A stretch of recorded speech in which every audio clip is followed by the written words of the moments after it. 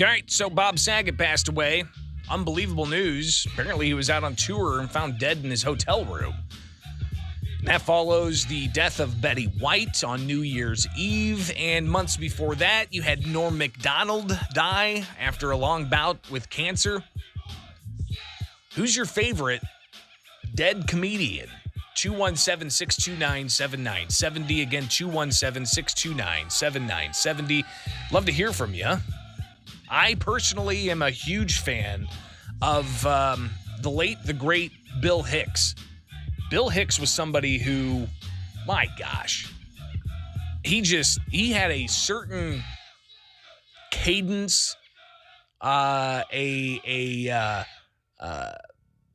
array of topics he would cover that were just over the top. I mean, I think one of the best jokes that Bill Hicks had was he doesn't care who gets elected president. You know, this is at the time of Bill Clinton and George Bush, I believe. He doesn't care who gets elected president. Whoever does get elected, they go into a smoke-filled room with all the globalists, and they're all smoking cigars. And then you have a projector screen come down, and it shows an angle of the JFK assassination that's never been released before. And the globalists smoking their cigars say, "Any questions?" And then the newly elected president just says, "Yeah, whatever my agenda is." So just that type of comedy is so biting. I really do wish Bill Hicks was still around today. He's not. But, of course, with Bob Saget dead and Betty White dead, I'd love to hear who are some of your favorite dead comedians. Good morning. You're on WMAY. Ralphie May. Ralphie May. Somebody who, could get a room just filled with laughter. No question. Good morning. Who's your favorite dead comedian? My favorite dead comedian is Richard Pryor.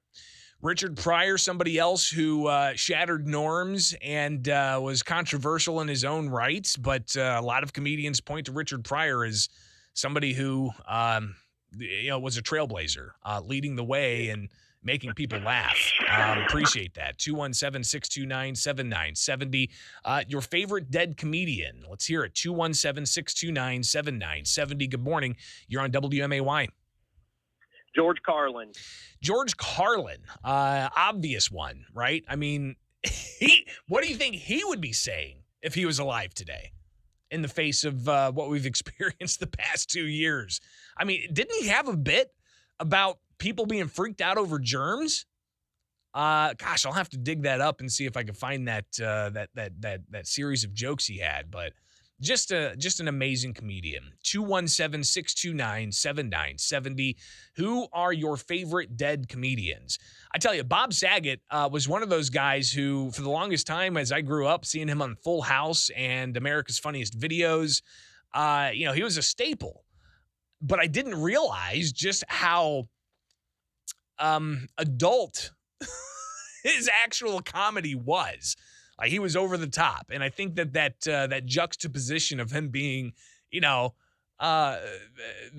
favorite dad, kind of aloof in Full House, then hearing some of his stand-up comedian routines, pretty wild. But Bob Saget no longer with us. Who's your favorite dead comedian? You can always share your thoughts at WMAY.com. Just email me, bishoponair@gmail.com. You can also find me on social media and share your thoughts that way as well. But some good names here brought up in this short segment here with the WMAY morning news feed. But again, Bob Saget found dead in his hotel room. You're seeing that news all over the place.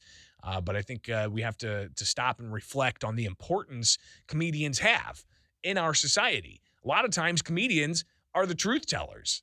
Yeah, they don't seem to care who they offend. And their jokes are well crafted in a way that's just something I think touches nerves, and it's meant to. One of the great living comedians that we have, Dave Chappelle, who himself is a lightning rod of controversy.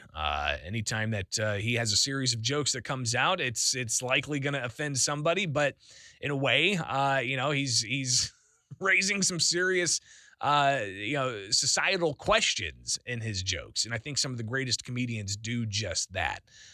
So sad to hear that Bob Saget's no longer with us. But again, it gives us the opportunity to reflect on the important role that comedians play in our society. It is the WMAY morning news feed. I'm Greg.